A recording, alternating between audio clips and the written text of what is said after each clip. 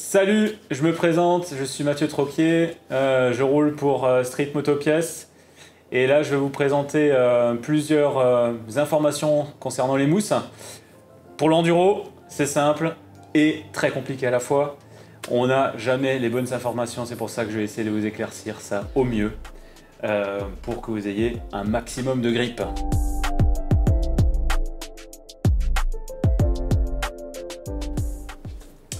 Alors, sur les pneus d'enduro, c'est clair, il faut clairement qu'il y ait un pneu qui soit efficace et donc du coup, qui boudine. Donc un pneu qui est du crampon avec deux barres dedans, ça sert à rien. Là, vous allez voir, comme sur le pneu que j'ai ici, que j'ai un pneu qui est à l'équivalence de 400 grammes. Donc c'est parfait pour faire de l'extrême, d'accord ? Là, je vais vous montrer que j'ai un 18.1. 18.1, c'est la référence. MOM 18.1. Ça correspond à un pneu à carcasse étroite, d'accord, de 140 en dimension de pneu. Ensuite, j'ai le MOM 18.2. Le 18.2 correspond à une carcasse large. Donc, ça correspond à un pneu Michelin, par exemple. Vous allez voir plus d'informations concernant sur les carcasses, si c'est des carcasses étroites et des carcasses larges, sur le site de streetmotopièces.fr. Là, pour vous expliquer la différence entre un 18.1 et un 18.2, il y a une différence de 2 cm de circonférence.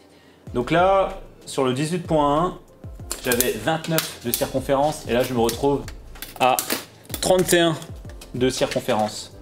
Donc ce qui veut dire que quand je vais prendre ce bimousse pour rouler en enduro, je vais avoir une pression qui va être équivalent à 800 à 900 grammes. Donc un pneu clairement qui va travailler, mais aussi qui va être efficace quand j'aurai besoin de grip.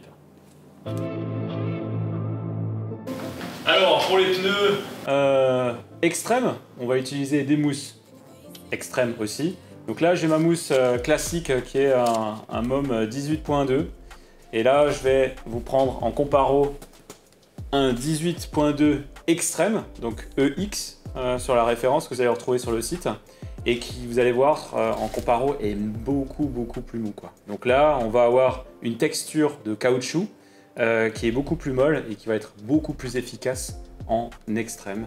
Donc ça veut dire que mon pneu va s'enfoncer 2 fois plus qu'avant et il va travailler sur toute la largeur du pneu. Ça va me donner une pression de 0,4 bar, donc pour vraiment être efficace en termes de franchissement. Pour les mousses de rallye, alors là je reprends de nouveau mon MOM 18.2 hein, qui faisait donc 31 de circonférence. Là je vais vous montrer, j'ai la référence MOM 18.4 et le 18.4 il a une circonférence qui est de 33.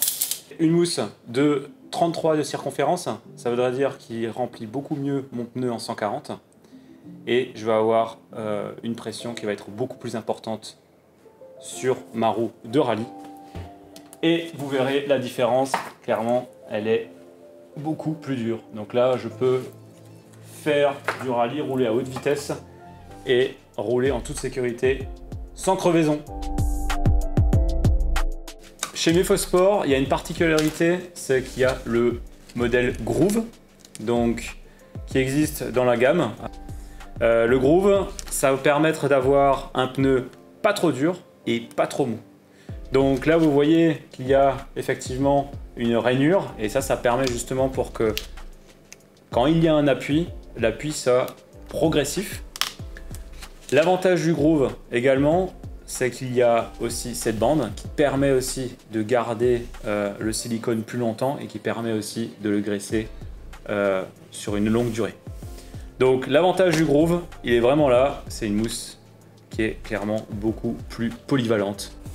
Et là, on va vous montrer encore une belle spécificité de la marque Mephospore, qui est une mousse avec à l'intérieur une chambre à air. Alors c'est aussi simple que ça permet de rouler en cross, en enduro, en rallye. On peut rouler à basse pression et on peut rouler aussi à haute pression. Donc là, on a un mousse qui est clairement mou et on peut avoir un mousse qui se transforme de façon plus dure. Voilà, je peux que vous le conseiller. C'est vraiment une mousse qui est super polyvalente pour plusieurs pratiques. Les tips and tricks, les choses à faire pour garder un mousse en bonne santé. Déjà, utilisez le silicone qu'on vous donne. Alors ça permettra d'avoir un mousse qui dure beaucoup plus longtemps, l'hydrater et surtout utiliser le silicone qu'il y a là-dedans parce que c'est un silicone qui monte à haute température, qui est étudié justement pour les mousses en question. Évitez tout ce qui est silicone spray. Appliquez aussi le silicone à l'intérieur du pneu, déjà dans un premier temps, pour bien l'étaler. Et graissez bien la mousse en général avant de le monter dans votre pneu. Pour les stocker, stockez-les toujours dans un sachet. Chez Mepho, il y a aussi une spécificité, c'est qu'ils vous livrent aussi le carton pour qu'il reste toujours dans la même forme. N'oubliez pas, c'est du caoutchouc. Le caoutchouc, c'est à quelque part vivant, ça veut dire qu'il peut se réduire en termes de taille. Et là, vous verrez un exemple type, c'est une mousse qui a déjà été bien usée. Neuve, elle était à 31 de circonférence et là, elle est à 28. Donc, pensez bien à stocker vos pneus.